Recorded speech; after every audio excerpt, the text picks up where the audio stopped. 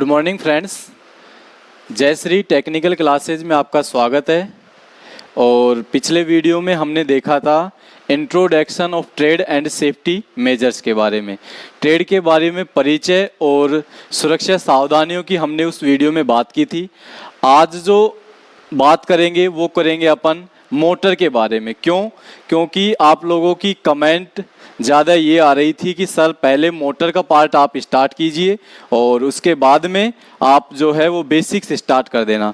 तो आपकी in comment को देखते हुए आज हम मोटर का पार्ट स्टार्ट करने जा रहे हैं। और मोटर में भी जो वेरी वेरी इंपॉर्टेंट है, वो सबसे जो पहला चैप्टर आपका आता है मोटर से संबंधित, वो कौन सा पार्ट आएगा तो उसकी आज हम बात करेंगे। तो वो होगा डीसी जनरेटर।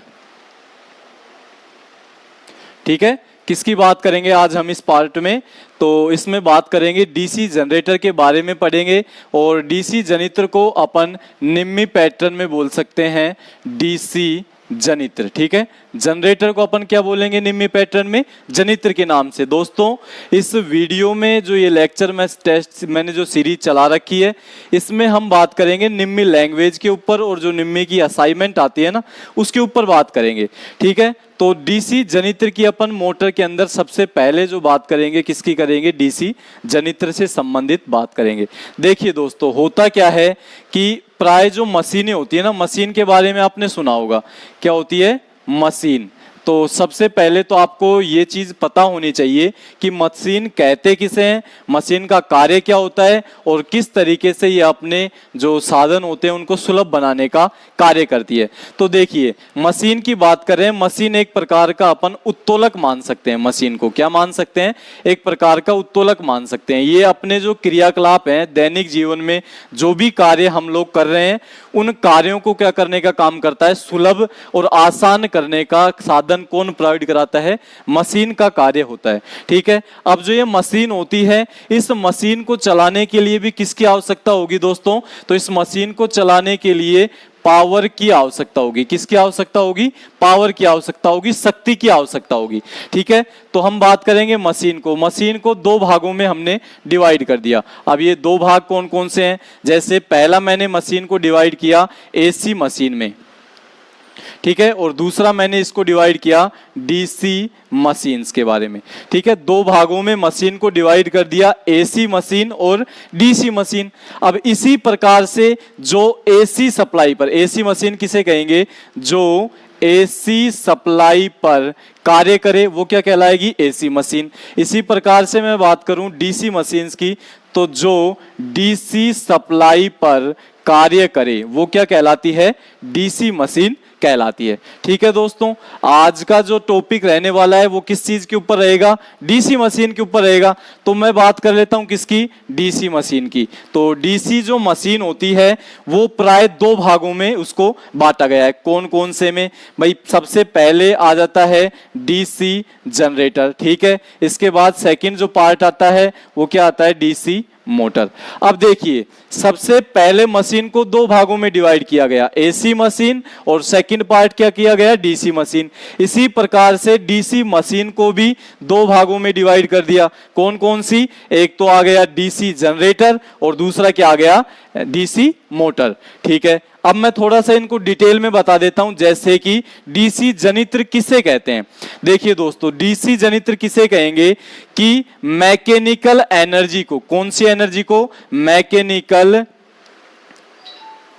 एनर्जी को किसमें चेंज करता है? मैकेनिकल एनर्जी को इलेक्ट्रिकल एनर्जी में जो मशीन चेंज करेगी, जो डिवाइस चेंज करेगी, वो क्या कहलाएगी? डीसी जनरेटर कहलाएगी। मैं ये बोल सकता हूं कि यांत्रिक ऊर्जा को किसमें?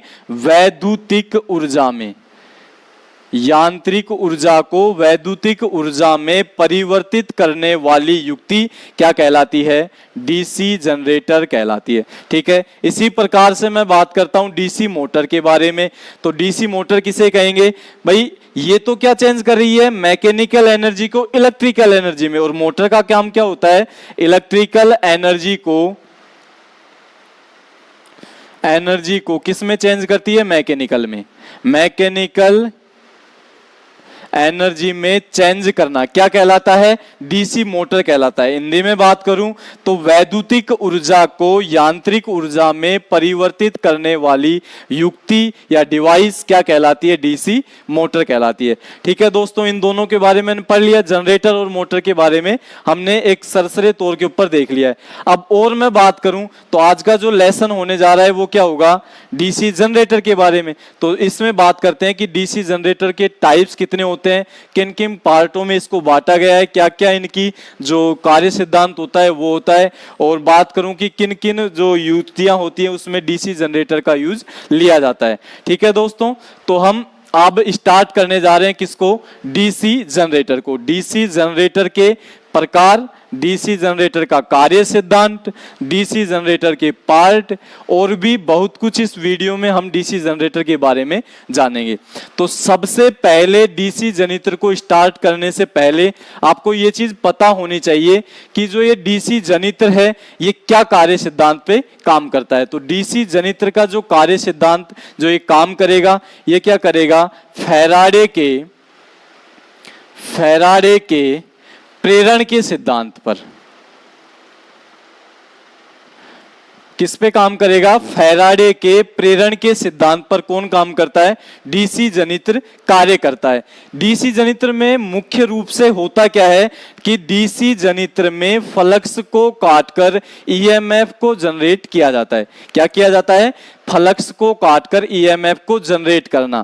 और वो जो जनरेट होने वाला ईएमएफ होगा वो किस स्वभाव का होगा? जनरेट ईएमएफ एसी स्वभाव का होगा, मतलब प्रत्यावर्ती धारा जनरेट होगी, उत्पन्न होगी। इस प्रत्यावर्ती धारा को किसके माध्यम से? किसके माध्यम से?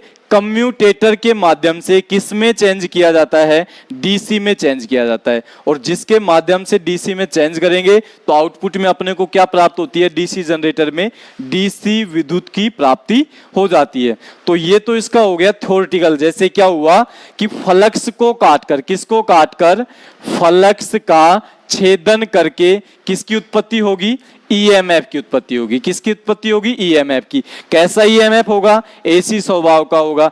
अब इस एसी ईएमएफ को किसके द्वारा? कम्यूटेटर के द्वारा। किसमें चेंज किया जाएगा? डीसी सप्लाई में चेंज किया जाएगा। और आउटपुट में क्या प्राप्त हो जाएगा आप लोगों को? आउटपुट में क्या प्राप्त हो गया? डीसी सप्लाई प्राप्त हो गई। तो इस प्रकार से हम कह सकते हैं कि डीसी जनरेटर इस तरीके से कार्य करता है। अब बात किसकी करेंगे? डीसी जनरेटर के कार्य सिद्धांत की। ये सभी जो जनरेट होने वाला जो ईएमएफ है वो कैसे जनरेट हुआ? तो कैसे जनरेट हुआ? फैराडे के प्रेरण के सिद्धांत पर ईएमएफ की जनरेशन हुआ। अब आपने ये भी सुना होगा कि फैराडे का जो प्रेरण का सिद्धांत है, इंडक्शन का सिद्धांत है, वो दो नियम होते हैं फैराडे के इंडक्शन के। कौन कौन से? पहले मैं नियम की बात करूं कि जब भी किसी चालक को या तो आप किस में घुमाओगे? चुंबकीय क्षेत्र के मध्य में घुमाओ, या फिर क्या किया जाए कि चुंबकीय क्षेत्र के मध्य चालक को घुमाया जाए। दो चीजें हो गई। कौन कौन सी? या तो चालक को चुंबकीय क्षेत्र के मध्य में घुमाया जाए, या फिर चालक के मध्य में क्या किया जाए? चुंबकीय क्षेत्र को घुमाया जाए या फिर स्थिर रखा जाए। तो क्या होता है? उसके छेदन के फलस्वरूप चालक में ईएमएफ जनरेशन होता है, ईएमएफ जनरेट होता है। तो दो नियम हो गए आपके। अब ये पहला नियम तो ये हो गया। दूसरा नियम क्या होता है कि जब तक कंडक्टर को क्या किया जाएगा? रोटेट किया जाएगा, घुमाया जाएगा, तब तक क्या होगा? ईएमएफ का जनरेशन होगा। यदि आप कंडक्टर को या फिर आर्मेचर को या फिर रोटर को जैसे ही घुमाना बंद कर दोगे तो क्या हो जाएगा? अपना ईएमएफ की जनरेशन भी बंद हो जाएगी। अब ये नियम लगता है अपना, एक जो समीकरण लगती है वो क्या होती है? E बराबर क्या होता है? D phi upon D T, और ये नेगेटिव में होता है। ठीक है, E बराबर क्या हो गया? Minus D phi upon D T. तो फाई तो क्या हो गया? फ्लक्स परिवर्तन। ये तो क्या हो गया? फ्लक्स में परिवर्तन। ठीक है, किस में परिवर्तन? फ्लक्स में परिवर्तन। ठीक है, इसी प्रकार से डी टी क्या हो गया? परिवर्तन में लगा समय। क्या हो गया, dt हो गया। ठीक है, कि फ्लक्स में परिवर्तन कितने समय में हो रहा है। ठीक है, तो उसी को क्या कहेंगे, ईएमएफ कहेंगे। और जो ये ऋणात्मक चिन्ह है ये किसको दर्शाएगा, लेंज के नियम को। किसको दर्शाएगा, लेंज के नियम को। कौन दर्शाता है, ये जो ऋणात्मक चिन्ह होता है ये लेंज के नियम को प्रदर्शित करता है। क्या होता है लेंज का नियम, कि जिसके कारण इस ईएमएफ की उत्पत्ति हुई है यह सदैव इन्हीं कारणों का क्या करेगा, विरोध करता है। ठीक है, जो अपना किस में लगता है, डीसी मोटर में इसका कार्य सिद्धांत लगता है। ठीक है दोस्तों, अब बात करेंगे किसकी, कि भाई ईएमएफ का जनरेशन भी हो गया, फैराडे का जो प्रेरण नियम था वो भी हो गया। अब हम बात करेंगे कि मौलिक रूप से किसी भी जनरेटर में ईएमएफ को जनरेट करने के लिए कौन कौन से पार्ट की आवश्यकता होती है। तो किसके बात करेंगे, मौलिक पार्ट की बात करेंगे। किसकी बात करेंगे, मौलिक भाग की बात करेंगे। जनरेटर के मौलिक भाग, आवश्यक रूप से जनित्र के मौलिक भाग कितने होते हैं। तो देखिए, पहला जो भाग होगा मुख्य रूप से वो क्या होना चाहिए, जनित्र के अंदर जो फील्ड फ्लक्स होना चाहिए, इसको बोल सकते हैं अपन चुंबकीय क्षेत्र। ठीक है, एक तो अपने को मैग्नेट जो जनित्र बनाने के लिए किसकी आवश्यकता पड़ेगी, फील्ड फ्लक्स की आवश्यकता पड़ेगी, चुंबकीय क्षेत्र की आवश्यकता पड़ेगी। सेकंड में बात करूं तो क्या चाहिए मेरे को, चालक। क्या चाहिए, चालक, जिसको मैं क्या बोल सकता हूं, आर्मेचर। ठीक है, एक चीज का आपको यहां पर विशेष ध्यान रखना है कि जो स्टेटर होता है वो किसको बोला जाता है, फील्ड को बोला जाता है। डीसी मशीनों में स्टेटर किसको बोला जाएगा, फील्ड को बोला जाएगा। और जो रोटर है वो किसको बोला जाएगा, आर्मेचर को। ठीक है, फील्ड को स्टेटर और रोटर को आर्मेचर बोला जाता है। तो देखिए, दो पार्ट की आवश्यकता हो गई। तीसरी में यदि बात करूं तो तीसरा क्या होना चाहिए मेरे पास, कम्यूटेटर होना चाहिए। क्यों, एसी को डीसी में चेंज करने के लिए कम्यूटेटर। एंड क्या होना चाहिए, ब्रूस होनी चाहिए। ठीक है, दो चीजें मेरे पास होनी चाहिए। और जो चौथे में पार्ट की मुख्य रूप से बात करूं तो तीन चीजें मेरे पास हो गई, चुंबकीय क्षेत्र हो गया, ठीक है, आर्मेचर हो गया और कम्यूटेटर एंड ब्रूस हो गई। नेक्स्ट जो पार्ट होगा वो क्या होगा, यांत्रिक ऊर्जा। क्या होगा, यांत्रिक ऊर्जा, जिसको क्या बोलते हैं, मैकेनिकल एनर्जी। ठीक है, इसकी आवश्यकता होती है। ये चार चीजों को जनित्र के लिए बहुत ही महत्वपूर्ण मौलिक आवश्यकताओं के अंतर्गत लिया जाता है। ठीक है दोस्तों, तो अब होता क्या है, जैसे मैं एक सिंपल से जनित्र की बात कर लेता हूं आपके सामने कि ये क्या है, मेरे पास एक मशीन है। एसी मशीन भी हो सकती है, डीसी मशीन भी हो सकती है। बात किसकी कर रहे हैं, डीसी मशीन की। तो ये मेरे पास एक जनित्र है। इस जनित्र में मेन रूप से चार चीजों की आवश्यकता मैंने बता दी, मौलिक पार्ट कौन कौन से होंगे। फर्स्ट जो पार्ट है चुंबकीय क्षेत्र बता दिया मैंने। तो इस प्रकार से मेरे पास क्या होगा, एक चुंबकीय क्षेत्र होगा। ठीक है दोस्तों, तो ये मेरे पास क्या बन गया, एक फील्ड पोल बन गया। इसी प्रकार से मेरे पास फील्ड पोल यहाँ पर होगा, कुछ इस प्रकार का मेरे पास फील्ड पोल बन गया। इसी प्रकार से आपके पास फील्ड पोल यहाँ होगा एक। ठीक है, मैं किसकी बात कर रहा हूँ, चार फील्ड पोलों की बात कर रहा हूँ। जनित्र में कितने भी फील्ड पोल हो सकते हैं, इनकी जो संख्या होती है वो कुछ उभयनिष्ठ प्रकार की होती है। ठीक है दोस्तों, तो अपन ये कर लेते हैं, ये चार मेरे पास क्या हो गए, फील्ड पोल हो गए। इन फील्ड पोलों के माध्यम से क्या किया जाता है, जनरेटर में ईएमएफ को जनरेट किया जाता है। ठीक है, जैसे ये मेरे पास चौथा फील्ड पोल हो गए, ये चार फील्ड पोल हो गए। इसके बाद किसकी बात करूंगा, रोटर की।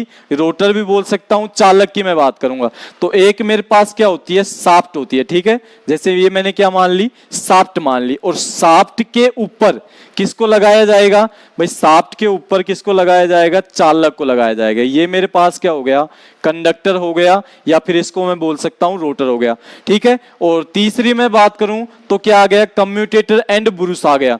तो कम्यूटेटर भी किसके ऊपर आएगा, शाफ्ट के ऊपर भी आएगा। क्या आएगा, कम्यूटेटर। कम्यूटेटर भी किसके ऊपर आएगा? शाफ्ट के ऊपर आता है। ये जो मैंने क्रॉस के निशान लगाए हैं ये यहाँ पर क्या हो गए? कॉपर खंड हो गए, क्योंकि कम्यूटेटर में क्या होते हैं?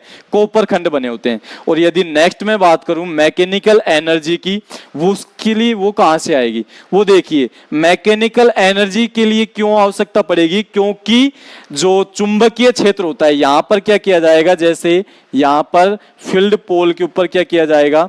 फील्ड वाइंडिंग की जाएंगी। ये क्या हो गया मेरे पास? Field winding. ठीक है, ये मेरे पास हो गया जैसे रोटर या फिर आर्मेचर, मैं इसको बोल सकता हूं। नेक्स्ट मेरे पास हो गया ये कम्यूटेटर। ठीक है, और यदि मैं बात करूं इसकी तो ये क्या हो गया? फील्ड पोल।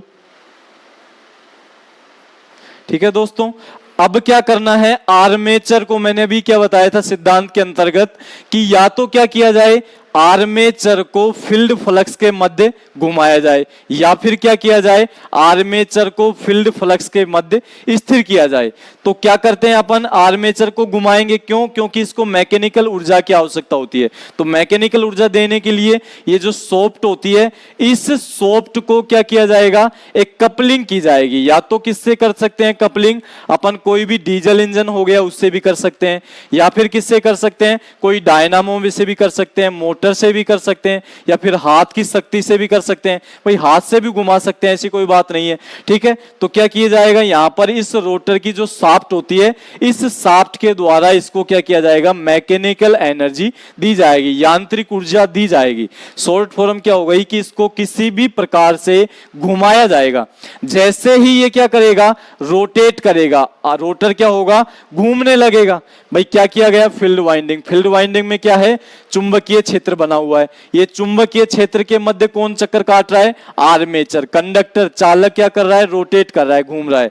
जैसे जैसे ये चुंबकीय क्षेत्र के मध्य रोटेट करेगा तो क्या होगा? जो चुंबकीय बल रेखाएं हैं, जैसे मैंने मान लिया एन, एस, एन और एस, ये चार पोल हो गए। तो चुंबकीय बल रेखाएं कहां से कहां जाएंगी? यहां से यहां जाएंगी, फिर एन से एस की ओर जाएंगी। तो इस प्रकार से चुंबकीय बल रेखाएं चलती रहेंगी। इस चुंबकीय बल रेखाओं के मध्य जब आर्मेचर को घुमाया जाता है तो क्या होता है? इस चुंबकीय बल रेखाओं का छेदन होता है।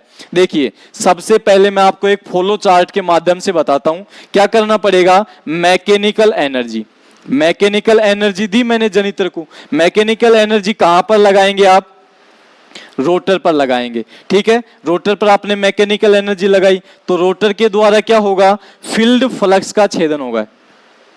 फील्ड फ्लक्स का छेदन होगा। ठीक है, जैसे ही फील्ड फ्लक्स का छेदन होगा, इस छेदन के फलस्वरूप जो कंडक्टर होता है, कंडक्टर में या फिर किसमें? चालक में क्या जनरेट होगा? ईएमएफ की जनरेशन होगा। ईएमएफ जनरेट होगा। ये ईएमएफ बन गया। कैसे बना? मैकेनिकल एनर्जी दी किसको? दी रोटर को। रोटर क्या कर रहा है? फील्ड फ्लक्स का छेदन कर रहा है। छेदन के फलस्वरूप क्या होगा? चालक में ईएमएफ की जनरेशन हो जाएगा, ईएमएफ जनरेट हो जाएगा। ठीक है, तो इस प्रकार से अपना आर्मेचर में ईएमएफ जनरेट होता है। ठीक है, तो इनके बारे में पढ़ लिया। अब बात किसकी करेंगे? Part of A DC generator. DC generator के पार्ट की मुख्य रूप से इनमें कौन कौन से पार्ट होते हैं उसकी अपन बात करेंगे। ठीक है दोस्तों, तो अब देखते हैं हम इसके पार्टों के बारे में देखते हैं। देखिए, पार्ट ऑफ डीसी जनित्र की हम बात कर रहे थे, तो ये आपके सामने एक डायग्राम बनाया गया है डीसी जनित्र का। डीसी मशीन जो होती है कुछ इस प्रकार से होती है। एक चीज़ मैं आपको और बता देता हूँ कि डीसी जनित्र में और डीसी मोटर में मुख्य रूप से प्राय जो इनकी संरचना होती है वो सेम होती है। अंतर केवल कितना होता है कि इसमें जो एयर के लिए जो बनाया जाएगा डीसी मोटर में वो अधिक विस्तृत बनाया जाता है एयर गैप के लिए। ठीक है, बाकी उनकी संरचना सेम होती है। अपन मोटर को जनित्र का ढांचा भी बना सकते हैं और जनित्र से मोटर का ढांचा भी बना सकते हैं। ठीक है, आउटपुट इनपुट को चेंज कर सकते हैं। तो देखिए, ये आपके सामने चित्र दिया गया है। इसमें आपको जो चित्र दिया गया है डीसी जनित्र का दिया गया है। अब इसमें जो फर्स्ट आपको दिया गया है, सबसे पहले आई बोल्ट दिया गया है। ठीक है, आई बोल्ट के बाद में हम इसको मान सकते हैं ये जो बाहरी संरचना आपको दिखाई दे रही है ये योक हो गया, योक या फिर बॉडी। ठीक है, और नेक्स्ट बात करते हैं, ये जो आपको दिया गया है एक फील्ड पोल के ऊपर, ये क्या है, फील्ड पोल है। इस फील्ड पोल के ऊपर क्या की गई है, फील्ड वाइंडिंग की गई है। इसके बाद में हम बात करते हैं, नीचे नीचे आपको दिया गया है इसका स्टैंड, जिसके ऊपर ये आधार प्रदान करता है, जिसके ऊपर ये टिका हुआ रहता है। नेक्स्ट बात करते हैं, सबसे बाहरी जो मिलेगा आपको रोटर मिलेगा, और रोटर से पहले आपको क्या मिलेगा, कम्यूटेटर मिलेगा, और कम्यूटेटर से पहले भी आपको क्या मिलेगा, एक बियरिंग बनती है। इनकी जो संरचना होती है रोटर की, वो लगभग कुछ इस प्रकार से होती है। सबसे पहले क्या आएगा, दोनों साइड में दो बियरिंग आएंगे, उसके बाद में क्या आएगा, एक साइड में कम्यूटेटर आएगा, कम्यूटेटर से सटा हुआ राइजर आएगा, ठीक है, और राइजर के साथ में क्या किया जाएगा, यहाँ पर कुछ इस प्रकार से खांचे कटे होते हैं, जिसमें आर्मेचर वाइंडिंग को स्थापित किया जाता है, ठीक है। ये किसकी संरचना होती है, ये चालक, चालक किसको बोलते हैं, आर्मेचर को, किसको बोलते हैं, आर्मेचर को, ठीक है। क्या होगा, दोनों साइड में दो प्रकार की बेल बियरिंग लगाएंगी, जिसके ऊपर ये घूर्णन करता है। इसके जस्ट एक साइड में, दूसरी साइड में, अपोजिट साइड में कूलिंग फैन लगाया जाएगा, ठीक है, पंखा लगाया जाएगा, और एक साइड में क्या लगाया जाएगा, कम्यूटेटर। कम्यूटेटर के जस्ट आगे की साइड में क्या लगाया जाएगा, राइजर, ठीक है, और राइजर के जस्ट आगे की साइड में आर्मेचर में वाइंडिंग स्थापित की जाती हैं, जिसका अपन डिटेल वाइज अध्ययन करेंगे। देखिए अब हम बात किसकी कर रहे हैं, सबसे पहले फर्स्ट नंबर पार्ट की बात करते हैं। जैसे फर्स्ट नंबर पार्ट आपका क्या हो गया, योक हो गया, ये सबसे बाहरी भाग होता है, ठीक है। किसी भी मशीन का सबसे बाहरी भाग क्या होता है, योक होता है, ठीक है, योक बोल सकते हैं, या फिर आप इसको क्या बोल सकते हैं, बॉडी भी बोल सकते हो, ठीक है। ये सबसे बाहरी भाग होता है। इसकी जो संरचना होती है कैसी होती है, गोलाकार होती है या फिर वृत्ताकार होती है, ठीक है दोस्तों। अब इसका उपयोग क्यों किया जाता है, तो किसी भी मशीन को सुरक्षा प्रदान करने के लिए किसका यूज करेंगे, अपन योक का यूज करेंगे। अब सुरक्षा कैसे, जैसे धूल मिट्टी हो गई, वो धूल मिट्टी मोटर के अंदर प्रवेश ना करे, इसको रोकने के लिए क्या बना दिया गया, मैंने एक योक बना दिया, ठीक है। सेकंड क्या आ गया कि जो अपना फील्ड वाइंडिंग के द्वारा जो चुंबकीय क्षेत्र मैग्नेटिक फ्लक्स जो उत्पन्न किया गया है, इस मैग्नेटिक फ्लक्स को एक आकार प्रदान करने के लिए, या फिर इसी के अंदर इसको फ्लक्स घनत्व को प्रदान करने के लिए किसकी आवश्यकता होती है, अपने को एक आकृति की आवश्यकता होती है। वो आकृति किस रूप में होती है, योग के रूप में होती है। अब भाई अब इसकी बात करेंगे कि किसकी आकृति में बनाए जाते हैं, ठीक है। या तो ये कास्ट आयरन के बनाए जाएंगे, किसके बनाए जाएंगे, योग है जो कास्ट आयरन, या फिर किसके बनाए जाएंगे, कास्ट स्टील के बनाए जाते हैं। अब देखिए इसमें दो प्रकार के क्वेश्चन बनेंगे आपको कंपटीशन लेवल पे, कि जो कास्ट आयरन है वो कास्ट आयरन तो किस में बनाए जाएंगे, छोटी मशीनों में। कौन सी मशीनों में, छोटी मशीनों में जो योक बनाई जाएगी, मशीनों की बॉडी बनाई जाएगी, वो किसकी बनाई जाएगी, कास्ट आयरन की। जबकि मैं यदि बात करूं बड़ी मशीनों की बॉडी किसकी बनाई जाएगी, कास्ट स्टील की बनाई जाती है। क्यों, क्योंकि इन दोनों में क्या होता है, विशिष्ट जो रेजिस्टेंस होता है, जो इसकी इंपीडेंस होता है, वो क्या होता है, अधिक होता है। किसका अधिक होता है, स्टील का अधिक होता है, ठीक है। नेक्स्ट मैं बात करूं किसकी, अपन बात करते हैं सेकंड नंबर पे आई बोल्ट की। किसकी बात करते हैं, सेकंड नंबर पे आई बोल्ट की। अब आई बोल्ट का यूज क्यों लिया जाता है, भाई मशीन को एक स्थान से दूसरे स्थान पर लाने के लिए और ले जाने के लिए किसकी आवश्यकता होगी, एक अपने को आई बोल्ट की आवश्यकता पड़ती है, ठीक है। इसकी भी आकृति कैसी होती है, वृत्ताकार होती है। इसको पकड़ कर एक स्थान से दूसरे स्थान पर आसानी से ले जा सकते हैं। चलिए थर्ड नंबर की बात करते हैं। थर्ड नंबर पे क्या आ गया, जैसे मैं बात करता हूं फील्ड पोल की, ये क्या हो गया, इसकी संरचना हो गई फील्ड पोल की। फील्ड पोल की जो संरचना होती है, मुख्यतः फील्ड पोल कितने प्रकार के बनाए जाते हैं, दो प्रकार के बनाए जाते हैं। कौन कौन से भाई, एक तो आता है पोल शू, ठीक है, दूसरा आता है मोल्डेड पोल, ठीक है, मोल्डेड पोल। पोल शू की जो संरचना होती है वो अपने पैर के जो जूते आते हैं ना उसके समान होती है। जैसे मैं यदि बात करूं तो कुछ इस प्रकार से पोल शू की संरचना होती है, ठीक है, कुछ इस प्रकार से पोल शू की संरचना होती है। मतलब इसकी आगे की जो नुकोली चोंच होती है और जो पीछे होता है ये अधिक विस्तृत एरिया होता है, पीछे अधिक चौड़ा ये जो एरिया होता है, और आगे की ओर कैसा होता है, बिल्कुल सकड़ा होता है। क्यों होता है भाई, ऐसा क्यों बनाया जाता है, क्योंकि जैसे ही आप इसके ऊपर फील्ड वाइंडिंग करोगे, ठीक है, जैसे आप इसके ऊपर फील्ड वाइंडिंग करोगे तो फील्ड वाइंडिंग कैसे की जाती है, एक फोर्मा होता है, ये जैसे मेरे पास क्या हो गया, एक फॉर्म हो गया। सबसे पहले इसके ऊपर आपने क्या किया, इस फील्ड वाइंडिंग को लपेट करके एक नली नुमा संरचना में या फिर वाइंडिंग नुमा संरचना में तैयार कर लिया। ये आपके पास क्या हो गया, एक फॉर्मा बन गया। इस फॉर्मे को ला करके इसके ऊपर चढ़ाया जाता है। ठीक है, तो होगा क्या कि जैसे इसको सीधा का सीधा इसके ऊपर चढ़ा दिया गया, ठीक है, तो ये फॉर्म हो गया। अब ये जो वाइंडिंग है ये आगे की ओर बाहर की ओर ना निकले, इसके लिए क्या किया गया, इसके आगे के भाग को अधिक विस्तृत कर दिया गया। ठीक है, या फिर मैं बोल सकता हूं इसको फैला दिया गया, जिसके कारण होगा क्या कि जो वाइंडिंग है एक तो आगे की ओर नहीं निकल सकती, और दूसरा इसका जो सबसे अच्छा बेनिफिट है वो क्या होता है भाई, एक तो मैं सिंपल सा मोल्डेड पोल की तरह कार्य करूं। जैसे मोल्डेड पोल की संरचना कुछ इस प्रकार से होती है, तो इसके द्वारा जो चुंबकीय क्षेत्र बनेगा, जो मैग्नेटिक फील्ड बनेगा वो इतना ही होगा, ये एक निश्चित क्षेत्र में होगा। यदि मैं बात करूं पोल शू की, किसकी बात करूं, पोल शू की, तो इसके द्वारा जो अपना जो चुंबकीय क्षेत्र बनेगा वो क्या होगा, दूर तक फैला हुआ होगा। ठीक है, इस प्रकार से बनेगा। तो हो क्या गया यहां पर, इसका जो चुंबकीय क्षेत्र है पोल शू का वो अधिक विस्तृत बनाया जाता है, जो बड़ी मशीनों में अपन साधारणतः यूज करते हैं। तो ये दो कार्य हो गई। वही बात करते हैं, इसकी जो संरचना होती है वो कैसी होती है, जूते के समान होती है। तो सबसे ज्यादा बार एग्जाम में आता है ये क्वेश्चन कि जो पोल शू है वो उसके आगे का जो भाग होता है वो पिछले भाग की अपेक्षा कितना होता है। तो मैं आपको बता देता हूं कि जो आगे का भाग होता है वो जैसे 3 भाग होगा, तो जो पिछला भाग होगा उसका कितना होगा, 1 भाग होगा। तो 1/3 अपन इसको बोल सकते हैं। ठीक है, सेकंड की बात करूं, मोल्डेड पोल का यूज कहां पर लिया जाएगा, तो मोल्डेड पोल का यूज छोटी मशीनों में लिया जाता है। ठीक है दोस्तों, नेक्स्ट मैं बात करता हूं किसकी, कि जो फील्ड पोल है ये फील्ड पोल किसके बनाए जाते हैं, तो फील्ड पोल किसके बनाए जाते हैं, कास्ट आयरन या कास्ट स्टील के बनाए जाते हैं। इनकी जो मोटाई होती है वो कितनी होती है, 0.35 mm से 0.5 mm तक ये मोटाई इनकी होती है। ठीक है, इनको क्या किया जाएगा, लैमिनेटेड किया जाएगा, और लैमिनेटेड के बाद में इनके ऊपर फील्ड वाइंडिंग स्थापित की जाएगी, जिससे क्या होगा, फील्ड वाइंडिंग के द्वारा चुंबकीय क्षेत्र को विस्तृत किया जाता है, चुंबकीय क्षेत्र को जनरेट किया जाता है। ठीक है, चलिए नेक्स्ट में चलते हैं। नेक्स्ट आपको दिया गया है आर्मेचर। ठीक है, क्या दिया गया है, आर्मेचर। अब मैं आर्मेचर की यदि मैं बात करूं तो आर्मेचर की जो संरचना होती है वो भी अभी मैंने आपको बताई थी थोड़ी देर पहले कि आर्मेचर की संरचना कैसी होती है, सॉरी बेलनाकार।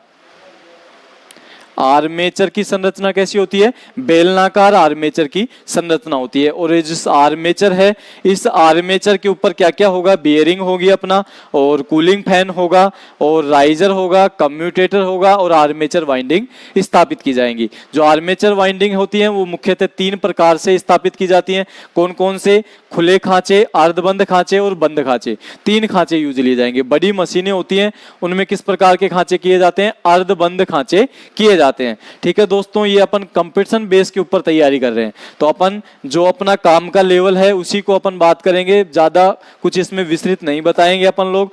जो इसमें आपके एग्जाम में क्वेश्चन जहां से बनते हैं ना उसकी बात करें, डायरेक्ट अपन किसकी बात कर रहे हैं, क्वेश्चन सीरीज की बात कर रहे हैं।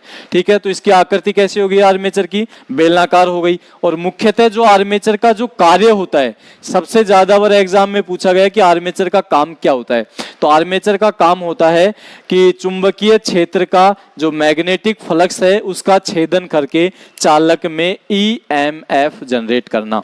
ठीक है, ये किसका काम होगा, आर्मेचर का। मैग्नेटिक फ्लक्स का छेदन करके चालक में ईएमएफ को जनरेट करना किसका काम होता है, आर्मेचर का काम होता है। जैसे ही आर्मेचर में ईएमएफ जनरेट हुआ तो वो जनरेट ईएमएफ घूमते हुए भाग से अपने को बाहर लेना है। क्यों, क्योंकि जो ये इसका पार्ट है, जो मैं बात करूं कि ये जो इसका पार्ट है, ये पार्ट कैसा है, ये पार्ट कैसा है, रोटेटिंग। ठीक है, कैसा पार्ट है, ये घूमता हुआ पार्ट है, एक रोटेटिंग पार्ट है। इस पार्ट की मैं यह बात करूं तो इस घूमते हुए भाग से आउटपुट में आपको मोटर के बाहर आपको सप्लाई लेनी है। जैसे मैंने मान लिया कि यहां पर आपके क्या लगा दिया गया, टर्मिनल बॉक्स लगा दिया गया। क्या लगा दिया मैंने, यहां पर टर्मिनल बॉक्स लगा दिया। इस टर्मिनल बॉक्स में इस घूमते हुए भाग से सप्लाई कैसे प्राप्त करूंगा, तो इसके लिए किसकी व्यवस्था की गई कि जो रोटर होता है इसके ऊपर एक कम्यूटेटर और लगता होता है। ठीक है, कम्यूटेटर की बात करूंगा। अब ये जो कम्यूटेटर होता है इसकी भी संरचना कैसी होती है, जो आपको ये कम्यूटेटर दिखाया गया है इसकी संरचना कैसी होती है, इसकी जो संरचना होती है वृत्ताकार होती है।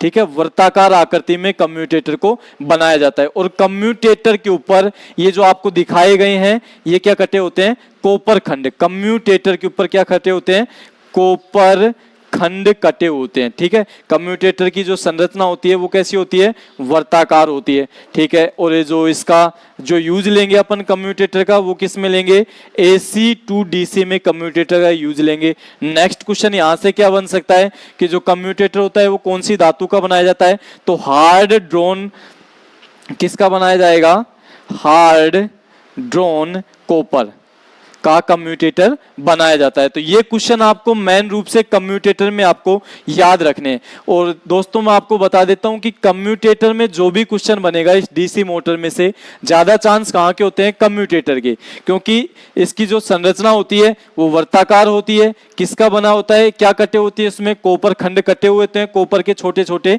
स्टेटमेंट जो खंड होते हैं ये टुकड़े होते हैं, कटे हुए होते हैं। इसका यूज कहाँ लेंगे, AC को DC में चेंज करने के लिए।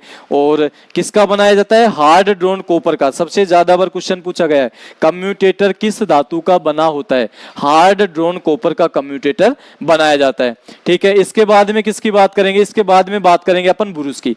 जैसे ही कम्यूटेटर लग गया, अब क्या करना है, घूमते हुए भाग से आउटपुट में बाहर की ओर सप्लाई लेनी है। तो किसका यूज करोगे आप, बुरुस का यूज करेंगे। बुरुस किसकी बनाई जाती है, कार्बन की। बुरुस किसकी बनाई जाती है, कार्बन की बुरुस बनाई जाती है। कौन सी मशीनों में, प्राय जो छोटी मशीनें होती हैं, छोटा जो जनरेटर होता है उसमें बुरुस किसकी बनाई जाएंगी, कार्बन की। बड़ी मशीनों में बुरुस किसकी बनाई जाएंगी, कॉपर की बनाई जाती हैं।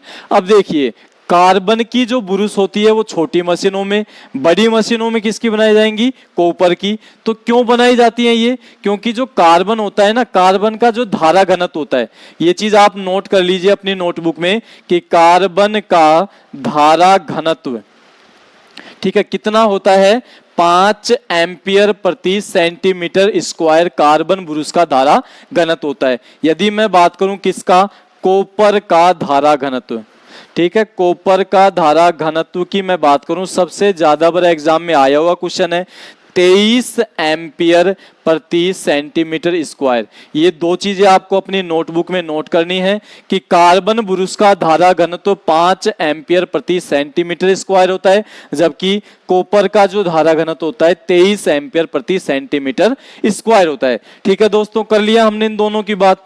अब घूमते हुए भाग से जैसे ही कार्बन के कम्यूटेटर बुरुस के ऊपर किसको लगाएंगे, बुरुस को लगाएंगे, जिससे घूमते हुए भाग से आउटपुट में अपने को सप्लाई मिल जाएगी। अब आप ये चीज देखो कि सबसे ज्यादा यूज किसको लिया जाएगा, कार्बन को। क्यों, क्योंकि कार्बन एक स्नेहक धातु है जो स्वयं घिस जाएगी, किसको नहीं घुसने देगी, कम्यूटेटर को। क्यों, क्योंकि कम्यूटेटर के ऊपर ही फिसलता हुआ संपर्क कौन स्थापित करती है, जैसे ये आ गई मेरी बुरुस, ठीक है, कौन स्थापित करती है, कम्यूटेटर के ऊपर फिसलता हुआ संपर्क बुरुस स्थापित करती है। और बुरुस के जो पिछला साइड होता है इसमें किसको लगाया जाता है, पिगटेल को लगाया जाता है। पिगटेल क्या कार्य करता है, इस बुरुस से सप्लाई को आउटपुट में अपने को प्रदान करता है। और जो ये दोनों चीजें होती हैं, पिगटेल भी और बुरुस भी, ये किसके ऊपर लगी होती है, ये एक रोकर प्लेट आती है, आर्मेचर के ऊपर एक रोकर प्लेट लगेगी एंड प्लेट के अंदर। ठीक है, एंड प्लेट के अंदर रोकर प्लेट में बुरुस को और पिगटेल को स्थापित किया जाता है। एक चीज और इंपॉर्टेंट है इसमें,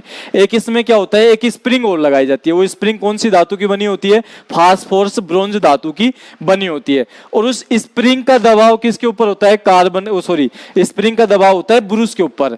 ठीक है, तो कितना होता है ये, 0.1 से 0.25 किलोग्राम प्रति मीटर स्क्वायर इसका क्या होता है, दबाव होता है। किसका दबाव होता है, इस स्प्रिंग का दबाव किसके ऊपर होता है, बुरुस के ऊपर लगाया जाता है। और मैं बात करूं टर्मिनल बॉक्स की, तो ये क्या काम आएगा आउटपुट में, और इनपुट के जो कनेक्शन है वो आदान प्रदान करने के लिए आ गया। ठीक है, इसी प्रकार से स्टैंड की बात करूं, ये मशीन को स्थिर रखने का काम करता है। तो इन सभी के बारे में हमने डिटेल वाइज अध्ययन कर लिया।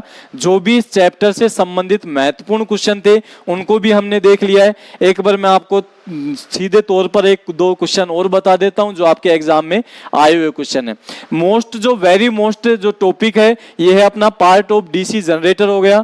इस डीसी जनित्र में जो क्वेश्चंस बनते हैं कहां कहां से बनते हैं, सबसे पहले क्वेश्चन की मैं बात करूं तो सबसे पहला क्वेश्चन आपका बनेगा जैसे कम्यूटेटर के बारे में कि कम्यूटेटर का कार्य क्या होता है, एसी को डीसी में चेंज करना होता है। ठीक है दोस्तों। अब ये जो एसी से डीसी में चेंज कर रहा है कम्यूटेटर, ये एक प्रकार का क्या होता है, रेक्टिफायर होता है। क्या होता है, एक प्रकार का रेक्टिफायर होता है। इस रेक्टिफायर में क्या होता है, 4 डायोड लगे होते हैं। इस रेक्टिफायर में 4 डायोड लगे होते हैं और 4 डायोडों के द्वारा आपको पता है एक शुद्ध रूप से डीसी को प्राप्त किया जा सकता है। ठीक है दोस्तों, तो आपको यह भी याद होना चाहिए कि डीसी मशीन में रेक्टिफायर कहां लगा होता है, तो कम्यूटेटर होता है रेक्टिफायर के रूप में, जिसमें 4 डायोड होंगे। और आपको याद क्या रखना है कि जो कम्यूटेटर होगा उसकी जो धातु होती है, कौन सी धातु से बनाया जाता है, हार्ड ड्रोन कॉपर से कम्यूटेटर बना होता है। आपको फिर याद रखना है कि जो पोल शू होता है, पोल शू किस प्रकार की मशीनों में यूज लिया जाएगा, बड़ी मशीनों में यूज लिया जाएगा। कास्ट आयरन की जो बॉडी होती है वो छोटी मशीनों में यूज ली जाती है। और जो डीसी जनित्र होता है उसका कार्य सिद्धांत क्या होता है, फैराडे के इलेक्ट्रोमैग्नेट इंडक्शन के सिद्धांत पर कौन काम करता है, डीसी जनित्र काम करता है। क्या होता है डीसी जनित्र, यांत्रिक ऊर्जा को वैद्युतिक ऊर्जा में कन्वर्ट करता है। कौन सी प्रकार के में, आपको सबसे ज्यादा बार एक और क्वेश्चन पूछा गया है। ठीक है, दिल्ली मेट्रो में एक क्वेश्चन बार बार रिपीट होता है। वो रिपीट क्या होता है कि जो डीसी जनित्र होता है, डीसी जनित्र में गतित रूप से प्रेरित ईएमएफ कैसा होता है। जो डीसी जनित्र होता है, डीसी जनित्र में गतित रूप से, देखना आप कभी आपने गौर किया हो तो, गतित रूप से जो ईएमएफ होता है वो कैसा होता है, एसी स्वभाव का होता है। क्योंकि किसके द्वारा चेंज किया जाएगा, फिर इस एसी को डीसी में चेंज किया जाएगा, किसके द्वारा, कम्यूटेटर के द्वारा। ठीक है दोस्तों, तो आज हमने 3-4 टॉपिक पढ़े हैं। कल इससे आगे का स्टार्ट करेंगे, types of A DC generator. आज पढ़ा है part of A DC generator, कल पढ़ेंगे types of DC generator, EMF equation के बारे में, और जो ट्रांसफर जो अपना ये जो डीसी जनित्र होता है इसके बारे में और आगे अध्ययन करेंगे नेक्स्ट वीडियो में। तो दोस्तों सबसे पहले तो आपको क्या करना है, इस वीडियो को लाइक करना है और फिर चैनल को सब्सक्राइब करके साथ में जो बेल आइकन दिया गया है उसको आपको प्रेस करना है, जिससे क्या होगा, हमारी वीडियो की लेटेस्ट नोटिफिकेशन आपके पास पहुंच जाएगी। ठीक है दोस्तों, धन्यवाद।